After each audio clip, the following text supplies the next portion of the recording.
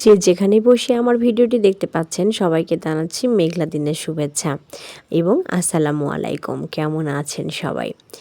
মেঘলা দিনে এমন একটা দিনে খিচুড়ি না হলে কিন্তু হয় না। আর ঈদের পর থেকে যে একটা গরম ছিল আমরা সবাই কিন্তু এমন একটা ওয়েদার এক্সপেক্ট করতেছিলাম, এটা কিন্তু অবশ্যই সত্য।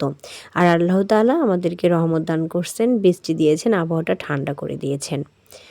যাই হোক, এখন আমি খিচুড়ি রান্না করব। আপনাদের ভাইয়া বলছে ঈদের পর থেকে এতটা গরম একটা দিনে হলুদ খাবার খাইতে পারলাম না। হলুদ খাবার মানে বুঝছেন? হলুদ খাবার মানে হচ্ছে আমি ওকে বলি তোমার তো হলুদ হইলেই হলো। কারণ ওর এই যে বিরিয়ানি, খিচুড়ি এই জিনিসগুলো এতটা পছন্দ, ভাত ভাজি, রাইস মানে ফ্রাইড রাইস, হলুদ খাবার ওর পছন্দ। এইজন্য আমি বলি যে তোমার হলুদ হইলেই হলো। এইজন্য আবার আমাকে মজা করে বলতেছে হলুদ খাবার তো একটা দিনও খাওয়ালা না এই রোদের জন্য, গরমের জন্য। তো ভাবলাম আজকে তাকে একটু রান্না করেই দিই। তো আমি পেঁয়াজ, কাঁচামরিচ সব কিছু ভেজে নিয়ে পোলার চাল দিয়ে তার সাথে দিয়ে দিয়েছি বুটের ডাল, মসুরের ডাল দিয়ে খুব ভালোভাবে ভেজে নিয়ে ওর মধ্যে গোশ দিয়ে দিলাম। তারপরে এখন দিয়ে দিচ্ছি হচ্ছে বিরিয়ানি মশলা। পোলার চালও দিলাম, বিরিয়ানি মশলাও দিলাম, গোশও দিলাম। মনে হচ্ছে বিরিয়ানি, কিন্তু আবার ডাল হয়ে গেছে। ডাল হলে তো সেটা আবার খিচুড়ি হয়ে যায়।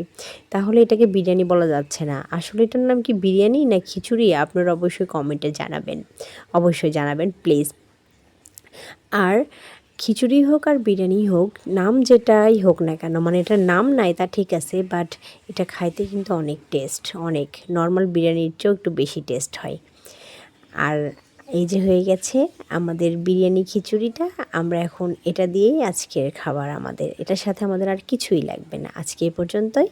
আল্লাহ হাফেজ।